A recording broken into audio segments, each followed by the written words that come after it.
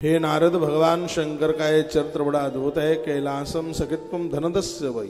भगवान शंकर कैलाशपति कैसे बने और कुबेर को उन्होंने कैसे अपना मित्र बनाया, इस कथा के सुनने से घोर गरीबी समाप्त होती। इस कथा में कुबेर के जन्म की कथा कही गई है। इस कथा को थोड़ा ठीक से सुन लीजिए। आसीद काम्पिल नगरे सौम्या जात कुलोद्भवाम। माई कहनी बिल्कुल। काम्पिल नगरी में एक ब्राह्मण रहते थे जिनका नाम था दीक्षितो यज्ञदत्ताख्यो। यज्ञदत्त दीक्षित। बहुत ध्यान से सुनेंगे। ब्राह्मण कुल में इनका जन्म हुआ। वेद वेदांग वित प्राज्ञो वेदांतादिश दक्षिण। वेद पुराणों में बहुत ही ज्यादा आगे थे। अग्नि शुश्रूणा तो वेदाध्ययन तत्पर। नित्य यज्ञ करते थे। अग्निदेव का नित्य दर्शन करते थे। अग्निदेव सबके गुरु हैं। सृष्टि के आरंभ में अग्निदेव प्रकट हुए हैं। सृष्टि के आरंभ में गौमाता प्रकट हुई है। सृष्टि के आरंभ में वेद प्रकट हुए हैं, इसलिए बहुत पूज्य है, ये बहुत वंदनीय है। अग्निदेव का तो नित्य दर्शन हो।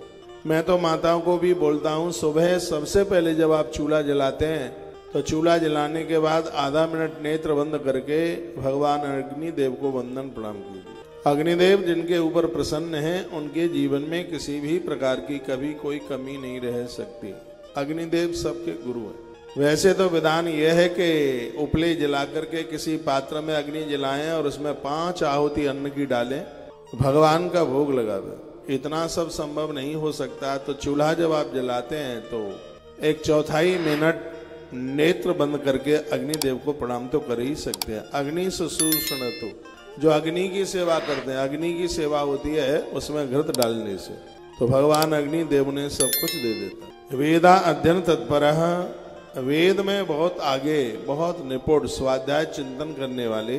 और यह ब्राह्मण यज्ञदत्त दीक्षित समय आने पर इन्होंने एक ब्राह्मण कन्या के साथ में विवाह किया। समय उनके पास में था नहीं, अपने पांडित कर्म में बहुत ज्यादा व्यस्त थे।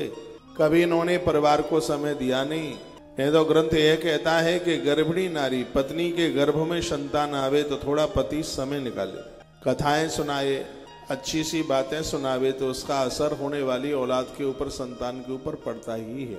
तो उनको तो कभी टाइम था नहीं, कभी समय था नहीं। उन्हें हुआ यह है कि उनकी गृहिणी की कोख से एक धूर्त संतान पैदा हो गई। घर ब्राह्मण का था, लेकिन व्यक्ति में जितने भी दुर्गुण होते हैं वो सब इनके बच्चे में चल करके आ गए।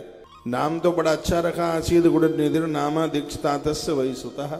इस ब्राह्मण ने अपने पुत्र का नाम गुण निधि रखा, यानी गुणों का खजाना है। लेकिन उसके पास में गुण कुछ भी नहीं था। बालक छोटे से बड़ा हो रहा था, पिता को फिर भी समय नहीं था अपने बच्चे के पास बैठने के लिए।